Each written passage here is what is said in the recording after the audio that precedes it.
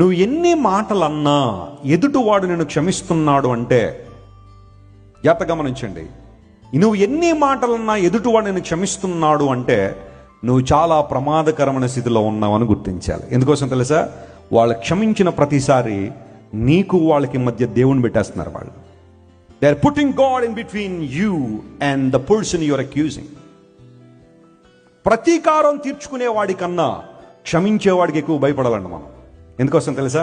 ప్రతీకారం తీర్చుకునేవాడు అప్పటికప్పుడు అయిపోతుంది, ఆ డీల్ అయిపోతుంది. ఓ మాట అంటే ఇంకో మాట అనేసారనుకోండి, నాకు అక్కడతో చెల్లు అయిపోయింది. నువ్వు ఒక మాట అన్న మౌనంగా ఉంటాడు చూసారా, అలాంటి వాళ్ళతో చాలా జాగ్రత్తగా ఉండాలి నువ్వు. ఎందుకోసం తెలుసా? వాళ్ళ మౌనం దేవుని తీసుకొచ్చేస్తుంది మధ్యలోకి. వారి పక్షంగా ఎవరు నిలబడిపోతాడు. అందును బట్టే ప్రతీకారం తీర్చుకునేవాడికి ఎవడు భయపడక్కర్లేదండి ప్రపంచంలో. క్షమించే గుణం ఉన్నవాడికి భయపడాలట.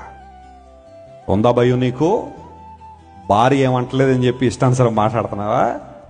భర్త ఏమంటలేదు అని చెప్పి ఇష్టానుసారం వారు అనలేక కాదు, వారు దేవుని మధ్యలో పెట్టాలనుకున్నారు కాబట్టి మౌనంగా ఉన్నారు. మా ఇంటి ప్రక్కోళ్ళ మీద ఎంత ఎగిరిపడినా ఎవ్వడు ఏమనడానికి లేదు. నా ఇష్టానుసారం ఎగురుతానంటావా? వాళ్ళు కూడా నీలాగా ఎందుకు ఎగరకలేదో తెలుసా?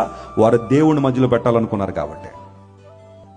తోటి విశ్వాసి నేను ఎన్ని మాటలన్నా పడుతుందండి, నన్ను క్షమించేస్తుందండి, అందరూ బట్టి నా నోరు ఉంది కదా, ఇష్టానుసారం మాట్లాడతాను, నిందలు క్రియేట్ చేస్తాను, రోమర్లు క్రియేట్ చేస్తాను, ఎవడు నన్ను అడగడానికి లేదంటావా? వాళ్ళని క్షమిస్తున్నారంటే అర్థం ఏంటో తెలుసా?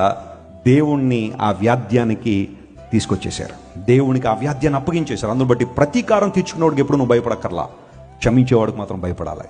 ఎందుకంటే ప్రభు వారి పక్షాన పోరాడతాడు.